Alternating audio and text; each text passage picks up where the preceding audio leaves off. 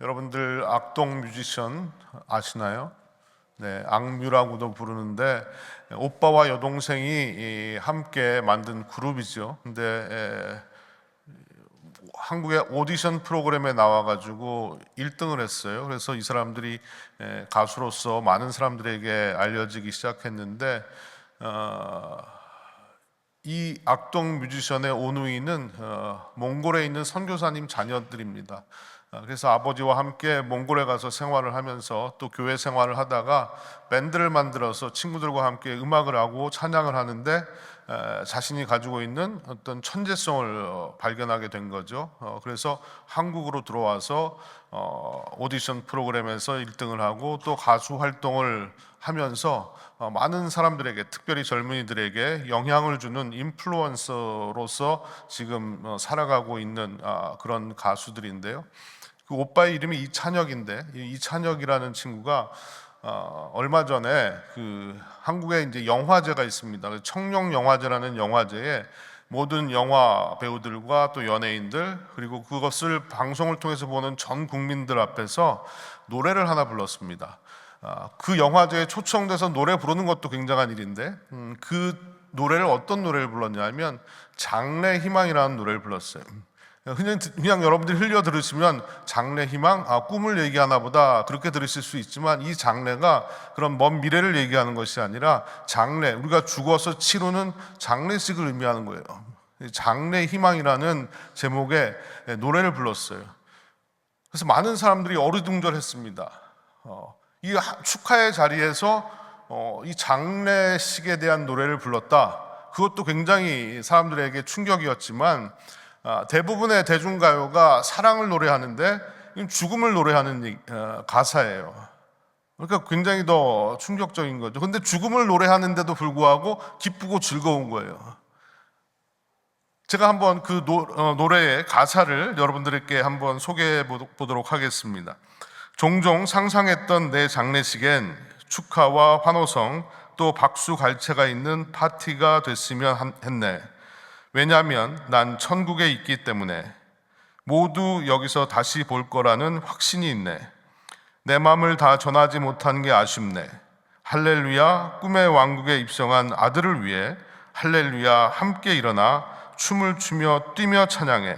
할렐루야, 꿈의 왕국에 입성한 아들을 위해 할렐루야, 큰 목소리로 기뻐 손뼉 치며 외치세. 이런 가사예요. 한번 제가 직접 영상을 여러분들께 한번 보여드리겠습니다. 같이 한번 영상을 보시죠.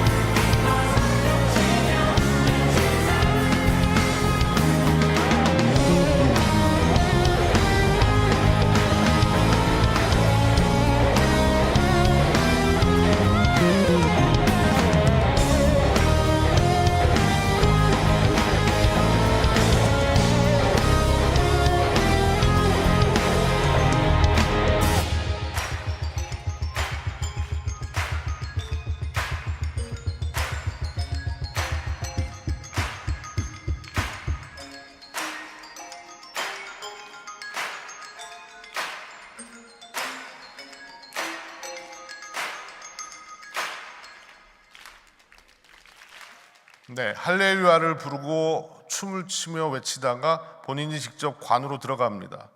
그리고 천사들로 보이는 사람들에 의해서 들려져서 천국으로 들어가는 장면. 물론 이 모든 장면들은 사실 상상 속에 있는 장면들입니다. 하지만 저는 이 영상을 보면서 기뻐하고 춤추며 찬양하는 천국의 모습을 그리면서 가슴이 벅차오르기 시작했습니다. 그렇다면 그는 왜 이런 노래를 지었고 이런 퍼포먼스를 했을 것인가? 자신이 믿고 있는 천국에 대한 소망을 사람들에게 전해주고 싶었던 겁니다. 20대의 젊은 나이의 청년이지만 나는 천국을 소망한다라는 분명한 자기의 믿음을 모든 사람들에게 전해주고 싶었던 거죠. 결국 그의 소망대로 유튜브에 이 영상을 보고 난 후에 많은 사람들이 댓글을 올려서 그 댓글을 제가 한번 쭉 읽어봤습니다. 그랬더니 하나님께서 이 노래를 어떻게 사용하시는지를 금방 느낄 수가 있었어요. 그 많은 댓글 중에 몇 가지를 여러분께 소개를 해보면, 어떤 분은 이렇게 쓰셨어요. 나는 개신교는 아니지만 이 노래는 확실히 찬혁이만의 찬양인 것 같다. 누군가 선교를 어떻게 하는 것이 가장 효과적이냐고 물어본다면 이 노래를 들려주고 싶다. 이런 노래라면 많은 사람들이 성경을 읽어보고 싶어 할 것 같다. 또 다른 사람은 이런 글을 남겼습니다.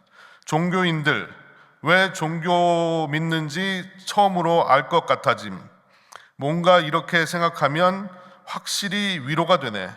죽음도 무서운 게 아닌 것만 같고. 또 이렇게 적은 분도 있습니다. 얼마 전 젊은 아들을 천국으로 먼저 보낸 엄마가 천국 사진 대신 받은 선물 같은 노래네요. 감사해요. 덕분에 천국에서 만날 그날이 더 기대됩니다. 이 땅에서 잘 살아내겠습니다. 이 수많은 댓글 하나하나를 읽어보면 많은 사람들이 이 노래를 통해서 천국을 꿈꾸게 되고 천국을 소망하게 되었다라는 것을 알 수가 있습니다. 그렇다면 여러분들에게도 확실한 천국에 대한 소망이 있으십니까? 많은 분들이 천국을 꿈꿉니다. 죽으면 천국 가고 싶다라는 생각이 들어요.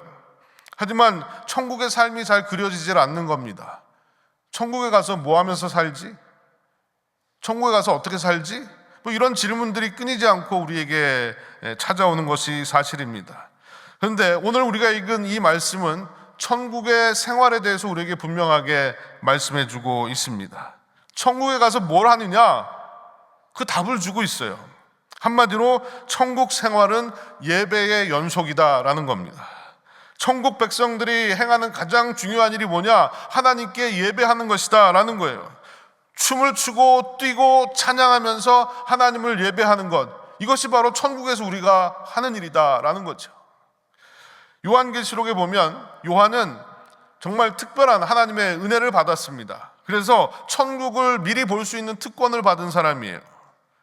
요한은 베일에 쌓여있는 천국의 모습을 예수 그리스도를 믿는 모든 자들에게 보여주고 있습니다. 어떤 분들은 요한계시록이 심판과 환란의 책이라고 두려워하시는 분들도 계시는데, 사실 이 요한계시록은 심판과 환란의 책이 아니라 예배가 그 주제라는 것을 우리는 이 요한계시록을 읽어보면 깨닫게 된다는 거예요. 지금 우리가 말씀을 듣는 이 순간에도 천국에서는 예배가 드려지고 있을 겁니다. 우리보다 앞서간 성도들이 그 거룩한 천국의 예배에서 함께 춤을 추며 찬양하고 있을 거예요. 그리고 언젠가 우리도 그들과 함께 천국에서 하나님을 찬양하며 기뻐 춤을 추는 그날이 오게 될 줄로 믿습니다. 여러분, 우리가 이 땅에 살아가는 동안에도, 그리고 천국에서도 예배 받으시기에 합당하신 분은 오직 하나님 한 분밖에는 없습니다. 하나님 외에 그 어떤 존재도 예배 받을 수 없고, 하나님 외에 그 어떤 존재도 높임을 받을 수 없습니다. 하나님께로부터 지음을 받은 모든 피조물들은 하나님을 예배하기 위해서 지어졌다는 사실을 믿으시길 바랍니다. 이사야서 43장 21절에 보면 이런 말씀이 나옵니다. 이 백성은 내가 나를 위하여 지었나니 나를 찬송하게 하려 함이니라. 그렇습니다. 하나님의 백성된 우리, 하나님으로부터 지음받은 우리가 해야 될 일이 뭐냐? 하나님을 찬송하고 예배해야 된다는 겁니다. 그런 존재로 우리가 지음을 받았다는 거예요. 그렇다면 우리에게 가장 소중한 일은 이 땅에서도 천국에서도 하나님을 예배하는 일이 되어야 합니다. 우리는 하나님을 예배하는 예배자입니다. 저는 예배자라는 이 단어가 우리의 존재를 규정해주는 아주 명확한 단어라고 생각합니다. 저와 여러분은 예배자입니다. 여러분 한번 따라해 보십시오. 나는 예배자입니다. 우리는 예배자예요. 하나님을 예배하기 위해서 이 땅에 존재하는 사람들이라는 겁니다. 예배로 하나님께 영광을 돌리는 사람들이라는 거예요. 여러분, 예배자로 하나님을 예배하지 않는 사람들에게는 그 어떤 성경 공부나 훈련이나 섬김도 아무런 의미가 없다는 겁니다. 하나님을 예배하는 것 없이 행하는 그 어떤 사역도 칭찬받을 수 없는 거예요. 하나님을 예배하는 것이 우선이라는 겁니다. 그 어떤 것보다도. 왜? 우리의 존재 이유가 거기에 있으니까. 우리는 예배를 통해서 하나님이 지으신 목적대로 살아갈 수가 있습니다. 우리는 예배를 통해서 예수 그리스도의 사랑을 만날 수가 있습니다. 또 우리는 예배를 통해서 하나님을 기쁘시게 하는 삶을 살아갈 수가 있다는 거죠. 그렇다면 요한이 입은 천국에서의 예배는 어떤 예배였을까요? 첫 번째로 그 예배는 성도들의 기도가 올려지는 예배였습니다. 자, 요한계시록은요, 상징적인 언어들이 가득하기 때문에 해석하기가 굉장히 어렵습니다. 그래서 저는 솔직히 말씀드리면 할 수만 있으면 요한계시록을 피해가려고 그랬어요. 어떻게든 요한계시록을 좀 피해가고 싶었는데 천국을 얘기하면서 요한계시록을 피해갈 수가 없는 거예요. 그래서 제가 하여튼 최선을 다해서 제가 할 수 있는 만큼 여러분들에게 잘 설명을 드리도록 노력해 보겠습니다. 부디 이 시간이 여러분들이 요한처럼 영안이 열려서 천국을 소망할 수 있는, 천국이 보여지는 그런 시간이 되시기를 주의 이름으로 축복합니다. 자, 본문 7절을 먼저 보겠습니다. 그 어린 양이 나와서 보좌에 앉으신 이의 오른손에서 두루마리를 취하시니라. 처음부터 쉽지 않은 말들이 나와요. 이 어린 양은 뭐고, 또 보좌에 앉으신 이는 누구고, 두루마리는 또 뭔가. 이 어린 양을 여러분들이 생각하실 때 구약시대 이스라엘 백성들이 출애굽을 하지 않습니까? 근데 그 마지막 10가지 재앙이 내려오는데 마지막 재앙이 장자들을 죽이는 재앙이었습니다. 근데 이스라엘 백성들에게만큼은 하나님께서 피할 길을 주셨어요. 그것이 뭐냐? 어린 양을 잡아서 문설주와 임방에 바르면 이 사람들은 나의 택한 백성들이다 라는 표시로 하나님이 삼겠다라고 말씀하신 거예요. 그래서 어린 양을 잡아서 피를 흘려서 그 어린 양으로 인해서 이스라엘 백성들이 목숨을 건지게 됩니다. 결국 그것으로 우리가 인해서 예수 그리스도를 하나님의 어린 양이라고 표현을 하는 거죠. 그래서 오늘 본문 속의 어린 양도 우리를 위해서 십자가에서 피 흘리신 예수 그리스도를 의미하는 말이다라고 여러분들이 이해하시면 좋겠습니다. 또 보좌에 앉으시는 이는 누구냐? 바로 하나님을 얘기하는 거예요. 그러면 두루마리는 뭘까? 이 두루마리는요, 하나님이 온 세상을 심판하시고 성도들을 구원하시려고 하는 모든 계획이 기록되어 있는 책이다라고 보시면 될 것입니다. 그런데 하나님의 능력과 권위를 상징하는 오른손에 이 책이 들려져 있었습니다. 결국 이 오른손에 들려져 있던 책을 어린 양 되시는 예수 그리스도께서 옮겨 받으셨다는 거예요. 이것은 무슨 의미일까요? 예수 그리스도가 구원주가 되시고 심판주가 되신다는 사실을 이 성경을 통해서 우리에게 보여주고 계시는 겁니다. 이어지는 8절에 가보면 이런 말씀을 하십니다. 그 두루마리를 취하심에 네 생물과 24장로들이 그 어린 양 앞에 엎드려 각각 검은고와 향이 가득한 금 대접을 가졌으니 이 향은 성도의 기도들이라. 자, 또 알 수 없는 말들이 계속 나오는데 이 네 생물이란 말은 처음으로 요한계시록 4장에 등장을 합니다. 근데 거기 보면 사자 같고 송아지 같고 사람 같고 독수리 같고 또 날개가 달렸다라고 얘기하고 있어요.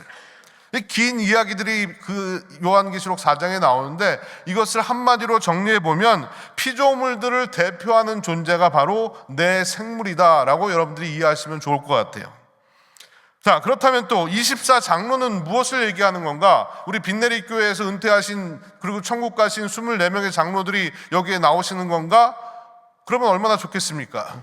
근데 여기서 말하는 24장로는 무엇을 뜻하냐 하면 역시 요한계시록 4장에 가보면 24장로들에 대해서 이렇게 묘사하고 있어요. 흰옷을 입고 머리에 금 면류관을 쓰고 앉아있다라고 얘기합니다. 그래서 많은 학자들이 천사다, 사람이다, 갑론을박이 많았습니다.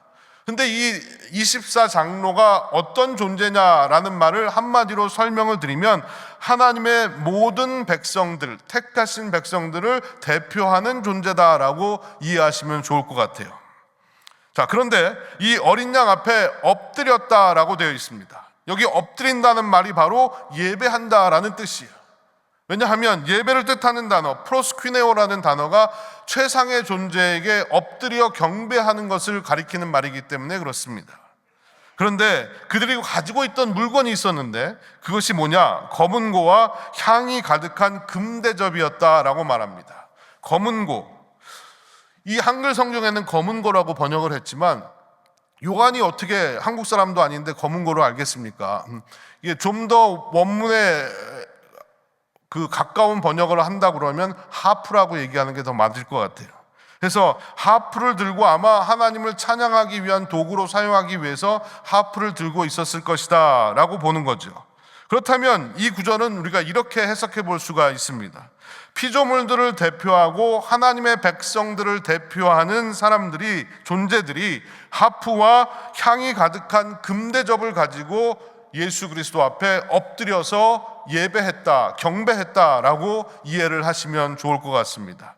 그런데 마지막에 아주 중요한 말이 나오는데 그 말이 뭐냐? 이 향은 성도의 기도들이라 라는 말이 나와요. 이 향은 성도의 기도들이라.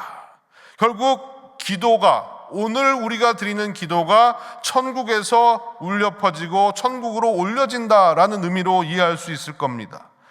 그런데 이 금대접에 담길 정도로 귀하게 여김을 받는다는 거예요. 우리가 드리는 기도가 이렇게 귀하다는 겁니다. 우리의 기도를 통해서 응답하시는 하나님을 경험하게 되는 겁니다. 내가 이 땅에서 드린 기도가 결코 땅에 떨어지지 않고 하늘로 올라간다라는 거예요. 요한계시록 8장에 가보면 이런 말씀이 나옵니다. 요한계시록 8장 2절에서 4절을 제가 한번 읽어보겠습니다. 또 다른 천사가 와서 제단 곁에 서서 금향로를 가지고 많은 향을 받았으니 이는 모든 성도의 기도와 합하여 보좌 앞 금제단에 드리고자 함이라. 향연이 성도의 기도와 함께 천사의 손으로부터 하나님 앞으로 올라가는지라. 우리의 기도가 향과 연기가 되어서 하나님 앞으로 올라간다라고 말씀하고 있습니다.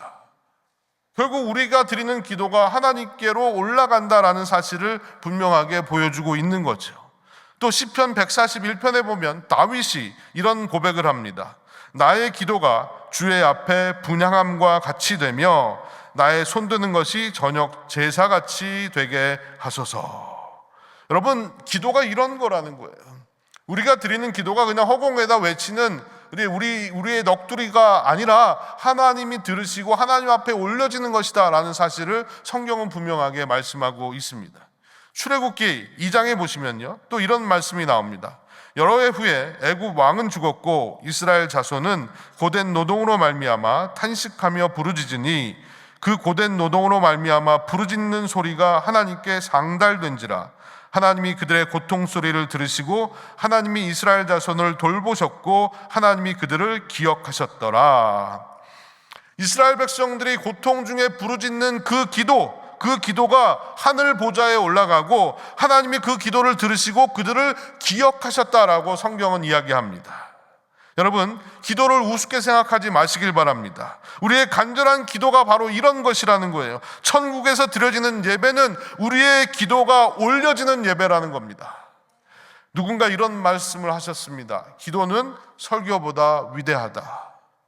왜냐하면 설교는 하나님에 대해 말하는 것이지만 기도는 하나님과 말하는 것이다 라고 얘기했어요. 여러분, 초대교회, 한국 초대교회의 역사를 보면 많은 선교사님들이 우리나라에 와서 굉장히 고생과 수고를 하셨지만 빨리 인생을 마감하고 세상을 떠나시는 분들의 이야기가 자주 나옵니다. 왜냐하면 풍토병이라든지 당시에는 의료시설도 제대로 갖추어지지 않았고요. 낯선 나라에 와가지고 선교를 하다가 그만 일찍 세상을 떠난 분들의 이야기가 있어요. 그 중에 한 분이 누구냐면 캐나다 장로교회 소속으로 최초로 한국에 왔던 맥킨지라는 선교사가 있습니다. 이분은 황해도 소래지방에서 한국 사람과 똑같이 옷을 입고 한국 사람이 먹는 음식을 먹고 한국 사람과 같이 갓을 쓰고 한복을 입고 도포를 입고 그러고 다녔어요. 정말로 한국 사람들이 너무너무 좋아했던 선교사였는데 그분이 그만 소래교회라는 교회를 짓고 얼마 되지 않아서 세상을 떠나게 됩니다. 그래서 이 성도들이 너무나도 안타까운 마음에 그 캐나다 장로교 본부에다 총회에다 편지를 보내요. 이 선교사님이 와가지고 교회만 지어놓고 그냥 떠나셨는데 우리를 좀 도와달라라는 편지를 보냅니다. 그래서 이 선교사님이 너무나 허망하게 죽었기 때문에 아무것도 못하고 그냥 죽은 것 같았는데 그 편지를 본 캐나다 장로교회에서 다시 회의를 열어서 캐나다에서 선교사님 그 이후에 한 100여 명의 선교사들이 우리 조선 땅으로 선교를 오게 된다는 기록이 있습니다. 저는 이런 모습이 바로 선교사님의 그 기도가 결코 헛되지 않고 하나님이 들으시고 응답하신 일이다라고 믿습니다. 그런 선교를 통해서 지금의 한국교회가 성장하게 되었고 지금의 한국교회의 부흥의 모습이 바로 거기서부터 시작되었다라고 저는 믿습니다. 또 뿐만이 아니라 호주 출신의 선교사 데이비스라는 선교사님이 있는데 그분은 선교 와가지고 서울에 가서 한국말을 배웠습니다. 그리고 부산에 가서 선교를 하려고 내려가던 중에 부산에 도착하자마자 바로 그냥 세상을 떠나셨어요. 천연두와 폐렴으로 복음을 전하지도 못하고 세상을 떠나고 말았습니다. 또 이분의 안타까운 소식을 전해들은 호주 교회에서 그 후에 또 다른 선교사님들을 보내서 이분의 사역을 이어가게 했다는 겁니다. 이 모든 일들은 결코 하나님께서 기도를 소홀히 하지 않으신다는 것을 우리에게 보여주는 겁니다. 여러분, 우리의 기도도 하나님께서 들으시고 응답하시는 줄로 믿습니다. 저는 우리의 간절한 기도가 천국의 예배에 올려지고 그 기도를 하나님이 응답하신다라고 분명히 믿습니다. 여러분, 이제 역전되리라라는 제목의 찬양이 하나 있는데요, 그 찬양의 가사가 이렇습니다. 기도를 멈추지 마라. 눈앞의 상황이 마음을 눌러도 원망치 마라. 너의 입을 지켜라. 저들은 너의 입을 보고 있다. 마음을 뺏기지 마라. 내가 널 도우지 않는다는 소리에 너의 모든 게 불리해도 너는 기도를 계속해라. 너 기도를 멈추지 마라. 내가 너의 그 모든 상황을 바로 역전시키리니 너 기도를 멈추지 마라. 내가 잠시도 쉬지 않고 모든 걸 지켜보고 있으니 바로 역전되리라. 여러분, 우리의 입술로 하나님께 기도하는 여러분들이 되시길 바랍니다. 여기 보니까 네 입을 지켜라, 너의 입을 지켜라 라고 말씀하고 있어요. 너 입을 지켜라. 입을 지키는 게 중요합니다. 입을 지키는 게 뭡니까? 기도하는 거예요. 내 입으로 원망과 불평과 내 아픔을 쏟아내는 것도 중요하겠지만 그것보다도 하나님 앞에 기도하며 간구할 때 하나님께서 우리의 기도와 간구를 들으시며 응답하여 주실 줄로 믿습니다. 여러분, 오늘도 우리가 드리는 이 기도를 하나님께서 천국에서 들으십니다.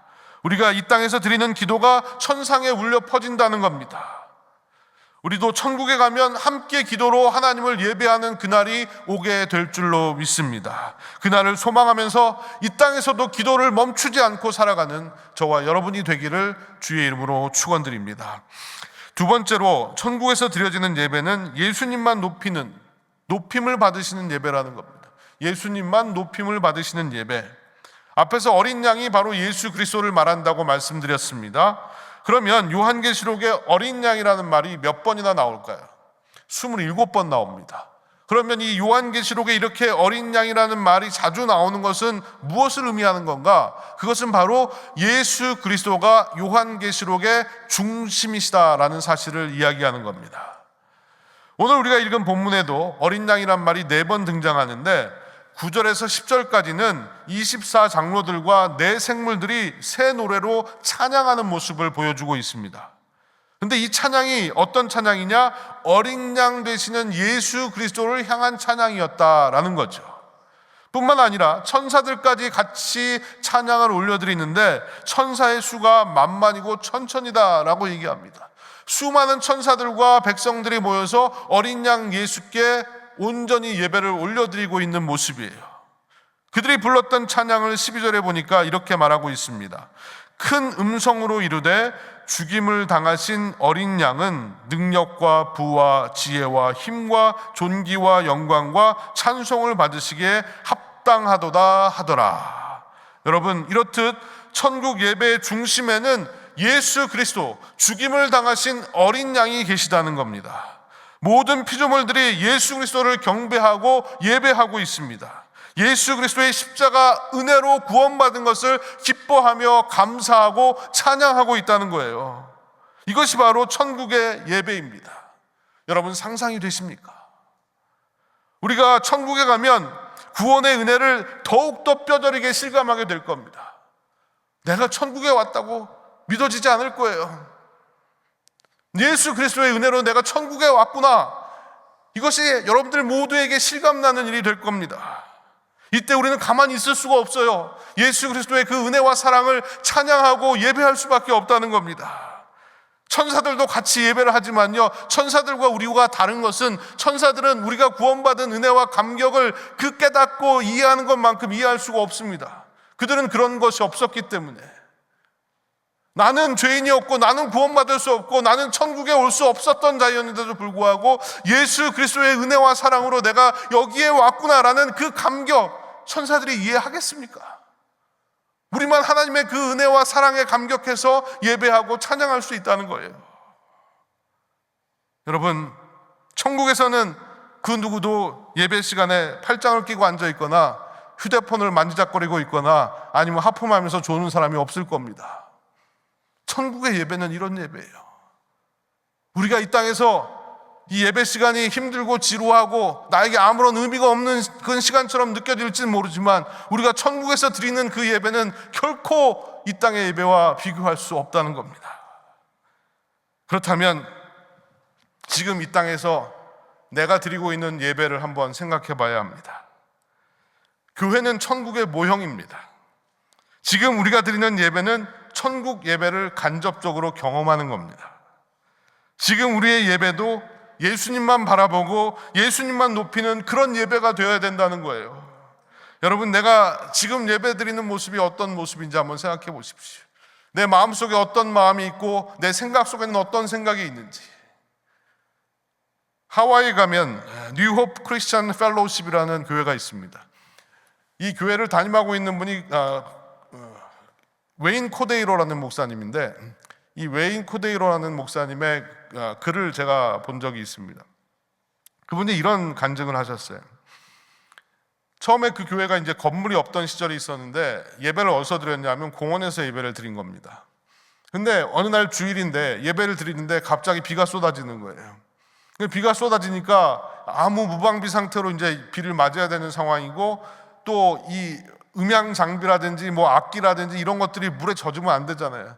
그래가지고 하나님 앞에 계속해서 이 목사님이 기도를 드렸다는 겁니다. 그런데도 불구하고 당연히 예배를 위한 기도니까 하나님께서 들어주시겠지 생각했는데 계속해서 비가 오더라는 거예요. 그러면서 이 목사님에게 하나님께서 음성을 들려주셨는데, 어떤 음성을 들려주셨냐면, 웨인, 너는 지금까지 계속해서 예배를 드리기 위해 비가 오지 않게 해달라고 기도했지만 한 번도 이 예배 가운데 나와 함께 해달라는 기도를 하지 않는구나.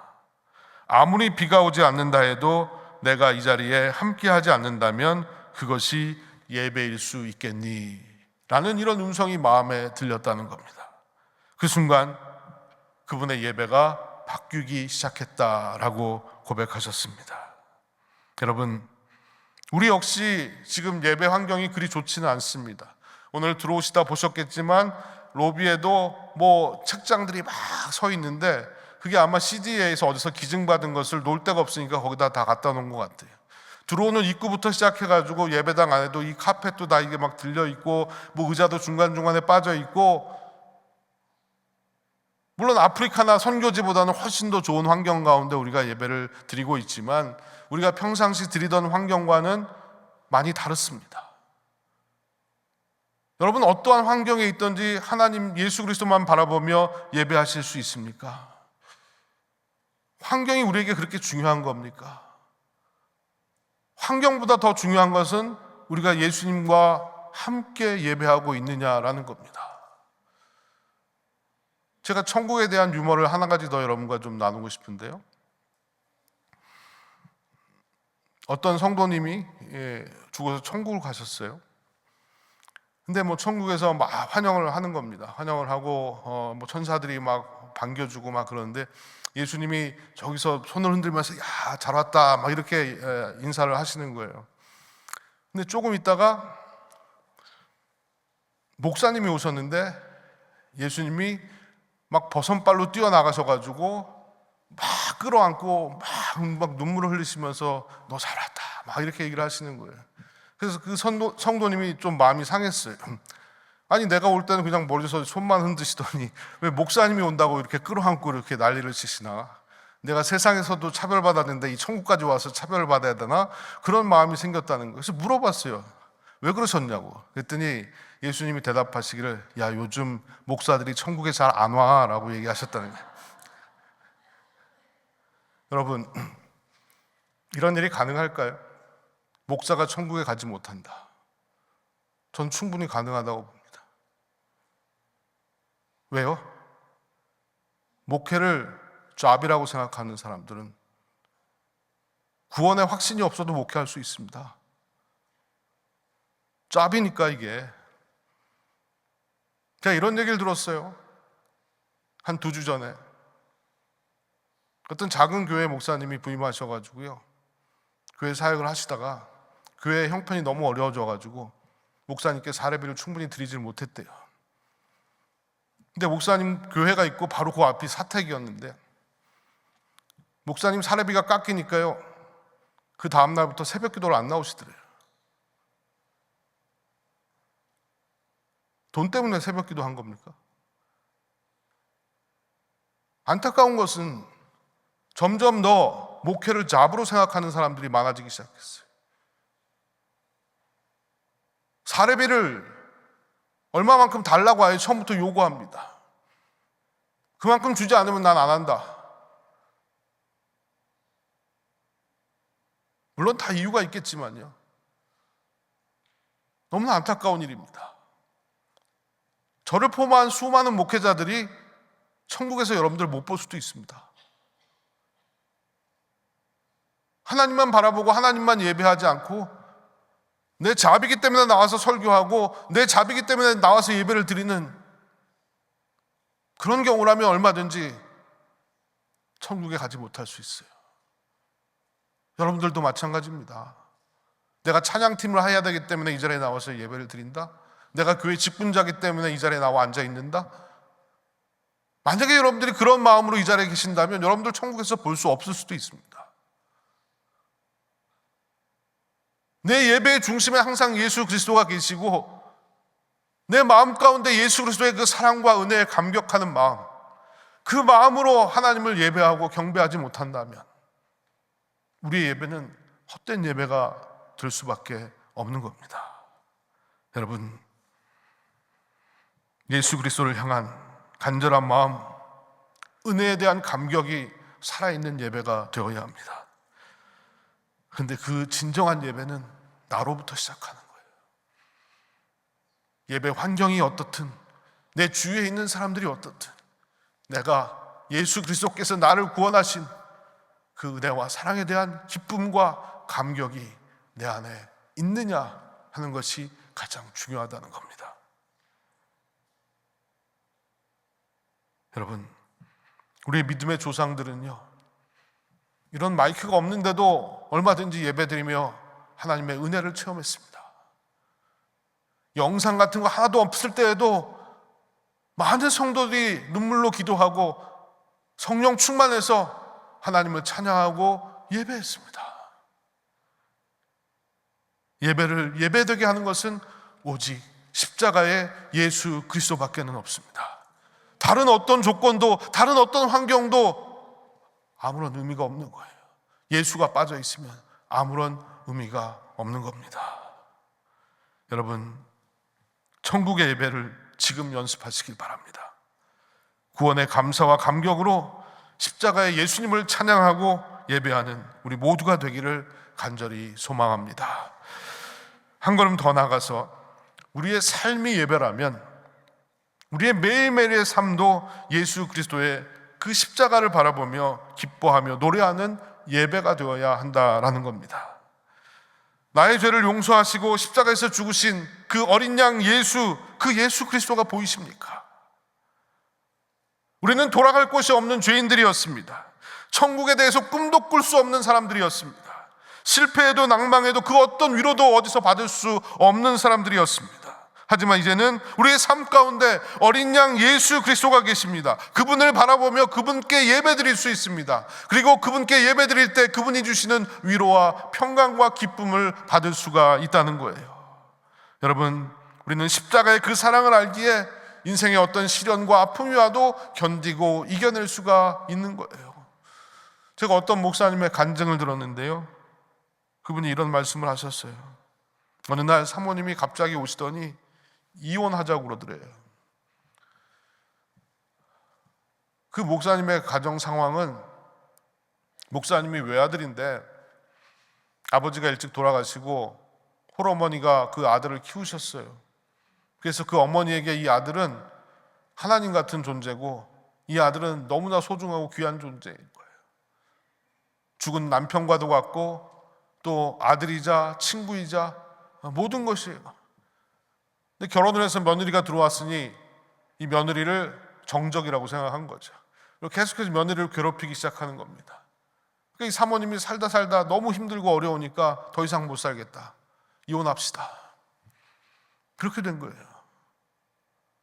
목사님도 충격을 받으셨대. 충격을 받으셨는데 목사님이 마음을 가다듬고 사모님을 설득했는데 그 말에 사모님이 마음을 바꾸셨다고 합니다. 목사님이 사모님에게 뭐라고 얘기했냐면, 당신이 힘든 것 다 압니다. 당신이 이혼하고 싶은 마음이 있다는 것도 다 이해합니다. 그런데 내가 당신을 사랑하는 것이 당신에게는 무슨 의미입니까? 어머니가 당신을 괴롭히는 것보다 내가 당신을 사랑하는 것이 작다라고 생각하시면 지금 떠나셔도 됩니다. 하지만 내가 당신을 사랑하는 것이 더 크다고 생각하시면 조금만 더 생각해보고 나와 함께 견디면서 살아봅시다, 그렇게 얘기를 하셨다는 거예요. 이 얘기를 듣고 사모님이 생각이 난 겁니다. 너무 어머니에게 괴롭힘을 당하더라고 남편의 사랑에 대해서는 깊이 생각해 보지 못했던 거예요. 근데 그 사랑이 있다는 것을 확신하게 되니까 그 어머니의 괴롭힘도 견디고 이길 수가 있었다는 거죠. 여러분, 아무리 힘들어도 사랑이 있으면, 사랑을 느끼면 견딜 수 있는 겁니다. 반대로 힘든 것은 참을 수 있지만 사랑이 없다고 느껴지면 견딜 수 없게 되는 거예요. 여러분, 우리는 말로 다 할 수 없는 예수 그리스도의 사랑을 받은 사람들입니다.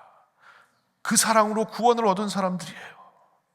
그 사랑을 안다면 이 땅에서 시련과 상처를 받아도 우리가 견디고 이겨낼 수 있습니다. 사랑이 이기는 거예요. 사랑으로 이기는 겁니다. 여러분, 매일매일 십자가를 통해서 천국에 계신 예수님을 바라보시길 바랍니다.